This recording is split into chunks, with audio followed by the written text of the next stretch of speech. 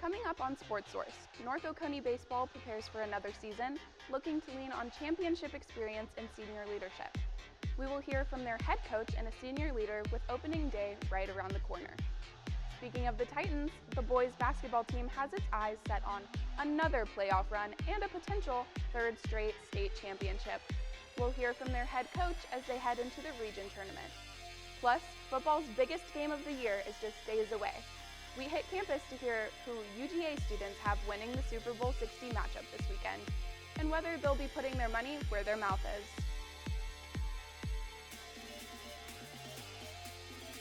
Welcome to this week's edition of Sportsource.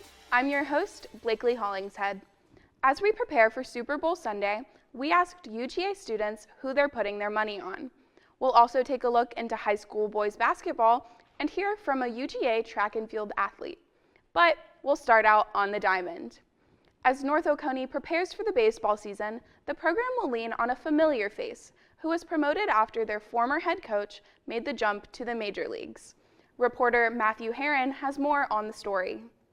Thanks, Blakely. After last year's season ended in a quarterfinals loss against Allatoona in the state playoffs, Coach Bounds is preparing for another season as North Oconee's head baseball coach. Bounds, a two-time state champion assistant coach, has been with the program since 2015 and took over as head coach in May of 2024 after former head coach Jay Lacey accepted a job with the Miami Marlins.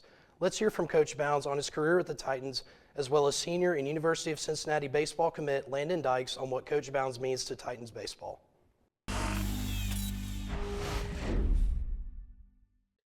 I think obviously being here with Coach Lasley ahead of me was a big experience. I've been with him for 15 years prior to taking over the head coaching job.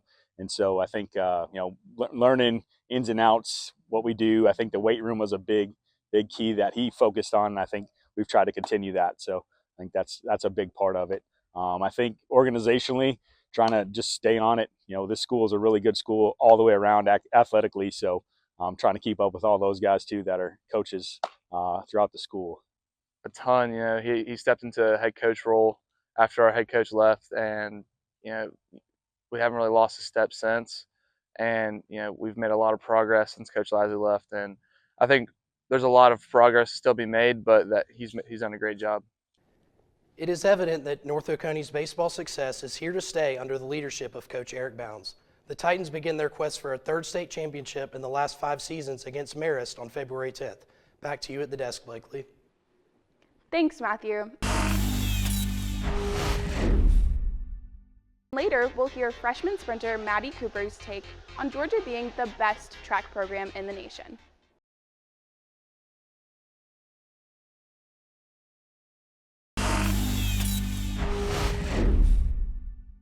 Welcome back to Sportsource. Here at UGA, the track team is getting ready for the season with the help of some new faces.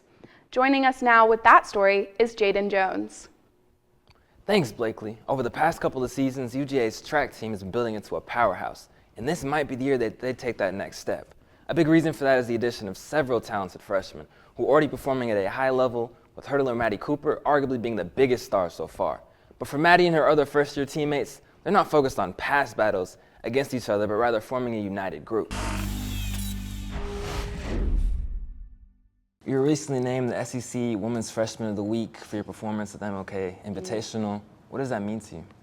I really appreciate the Freshman of the Week, all that. I gotta stay locked in. I gotta stay focused on my main goal, of scoring, winning, being there for my team, all that. So it does mean a lot, But I'm trying to, my main goal is being consistent and just improving each week.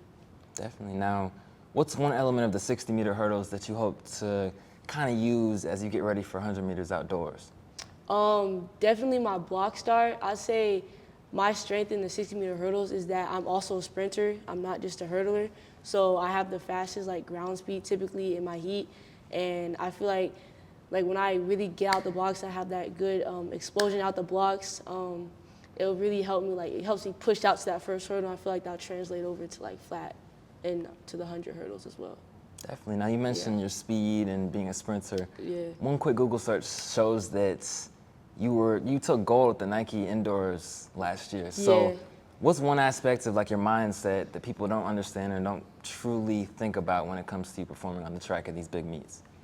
For me, like, I don't really get scared at all when I get to the line. I get more like anxious. Like, I like to know who's all gonna be there like the day of, or maybe even a week before, because I'm just like, oh, I got this girl in my heat, I got this girl I'm about to race. I get like anxious as like when it gets closer and closer. I don't really get nervous. I'd say like, if I'm nervous, I'm only nervous when like something's wrong, like hamstring feeling tight, Achilles tight, things of that nature. But I'm like pumped up, I'm listening to my music, my Broadway, Real Baby, all that, So I'll be pumped up when I get to those big meets.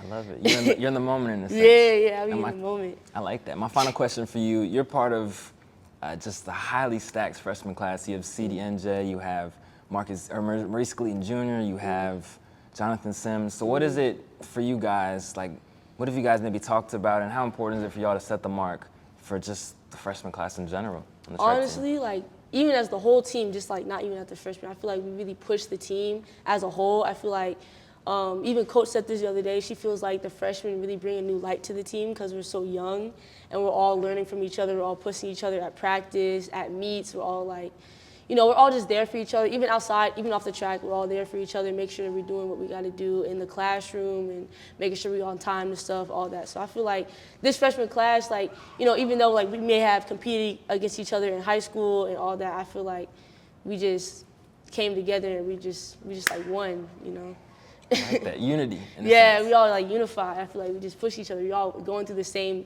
path. We all have the same goal. So it's like we all just pushing for it. I like that. Well, thank you very much, Maddie. I appreciate it. Thank you. It's not often that the youngest members of the team are the most talented, but for the UGA track team, their freshmen are bringing another spark that they hope can carry them to the national championships for both the women and the men's teams.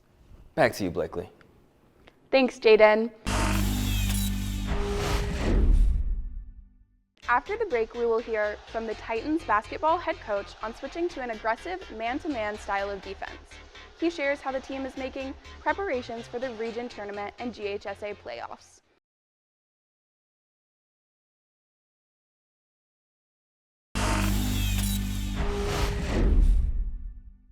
Welcome back to Sportsource. While North Oconee's baseball team is getting ready for their season, the basketball team is already in the thick of theirs, looking for a three-peat. For that story, let's welcome Grant Turnage. Thanks, Blakely. Currently, North Oconee is 21-2 and sits first in the region at 10-1. The Titans are GHSA 4A defending state champions and looking to repeat for the third year in a row. Coach Rick Rossesman has been with the program since 2019 and turned the Titans into a powerhouse basketball program. They're led by two senior captains, point guard Blake Barco and forward Banks Brashear. The Titans' aggressive style defense was a philosophy developed by Coach Ross that he shares presents and advantages for them in the playoffs. Hey, I'm here with Coach Rasmussen, and we're going to talk about North Oconee's defense and how it's been successful for them this season. So what are some key ways you have grown through this style of defense this season? The main thing with our flex defense is just being flexible. So that's the basis of it. So communicating really well and calling out our switches is really important. So as the season's gone on, our chemistry and our communication ability and our understanding of what each other is doing has gotten a lot better. So we're just much better communicators, therefore we're better defenders. Gotcha, thank you, Coach. And another question for you is, how has this style of defense made maybe a difficulty for offenses that you face this year to go up against it? Well, it's confusing because we're switching a lot. And so if you run your man offense, you're expecting teams not to switch. And then if you're running a regular zone, you're expecting them to be in a certain area. But we're all over the place. We're making sure we're matched up like man-to-man. But then depending on where people go, we call switches out. And we've gotten better on like screen and roll defense with that. And the idea is sort of we want our bigger guys to stay nearer to the basket, and on the bottom of the defense, we want our quicker guards to be on the perimeter. So we've just gotten better recognizing, when to switch positionally and when not to, and we can trap out of it and do different things. So we've just gotten better over time. Gotcha. The Titans have Youth Night Friday, February 6th against Madison County. Then on Saturday, there was a makeup game that was rescheduled due to recent snowstorms, which will take place at home at 5 p.m. versus Holy Innocents. It is a battle of two top 10 teams in Georgia. This will be a huge test for North Oconee before they enter the postseason play. Back to you at the desk, Blakely. Thanks, Grant. Next, we will see how the Jefferson High School boys basketball team has turned its season around, and how sometimes a mid-season hot streak is easier to explain than you'd think. And later, we hear from UGA students on who they have winning football's biggest game of the year, and what they're willing to put on the line.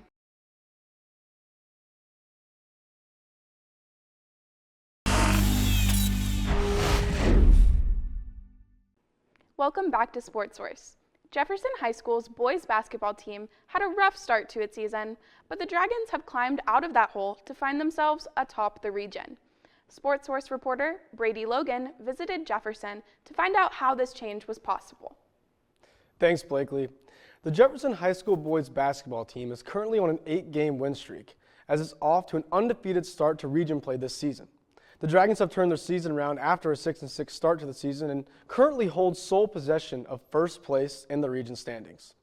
I talked to head coach Kevin Morris, and he told me that sometimes turning a season around is much more simple than it seems.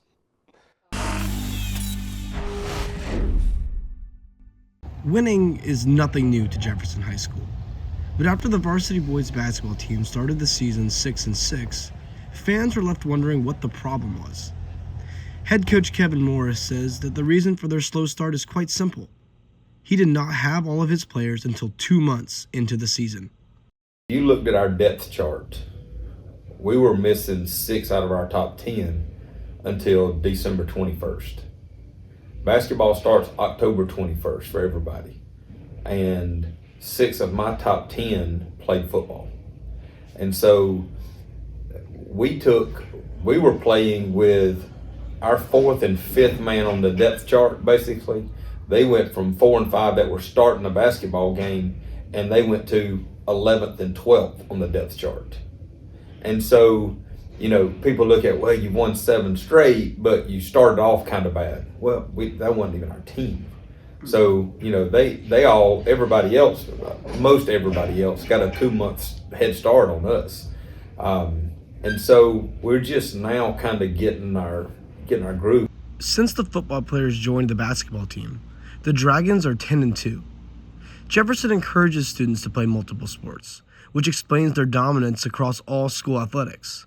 But that also means that the basketball team will have a slow start, not just this year, but every single year. We're going to always be a little bit behind everybody else at the beginning because we're going to be missing people, because our kids play multiple sports, and we have some basketball only kids, but for the most part, we're a pretty heavy football guys coming to basketball. So we're always a little bit behind early, but we tend to catch our stride somewhere in January or so. Jefferson is currently on an 8-game win streak, following a 61-59 win over East Hall on Wednesday, and they currently hold a demanding lead of first place in their region. With all their players back, the Dragons are proving that it's not how you start, but how you finish, as they now have their eyes set on a region championship and a deep state playoff run. Reporting for the Carmichael Sports Media Institute, I'm Grady Logan. Sometimes all a team needs is some time for their stars to shine, especially at a school like Jefferson, which is a powerhouse in multiple sports. Jefferson's basketball team is proof that you should never count out a team too early. Back to you, Blakely. Thanks, Brady. After the break, we'll shift gears to the Super Bowl and see which team UGA students think will come out on top.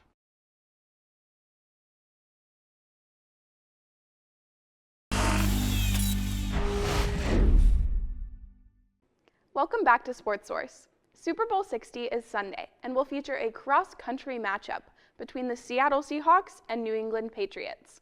In the week leading up to the big game, Sportsource reporter Bridget Ramirez gauged the feelings of UGA students to find out who they think will be taking home the Lombardi Trophy. That's right, Blakely. Word on the street is 2026 is a new 2016, but it's looking more like 2015 to me, with a Super Bowl 49 rematch between the Seattle Seahawks and New England Patriots taking place this weekend. Ahead of the big game, I took to campus to ask Georgia students who they think will come out on top and if they'll be one of more than 68 million Americans expected to bet on the game. Who do you have winning the Super Bowl this weekend? I have Drake May and the Patriots winning. I got the Seahawks. I just feel like their offense and defense are both really solid. The Patriots. The Patriots. Patriots by 1 million. I'm going to go with the Seahawks just because there's some sort of fairness to it.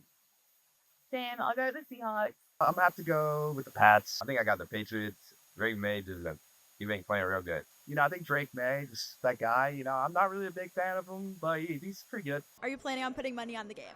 I am not, just because I know how good the Seahawks defense is. I just know that there's still a chance that Drake May can't pull it off, but I think he can. I don't know. I'll see the Calshire prize pick odds.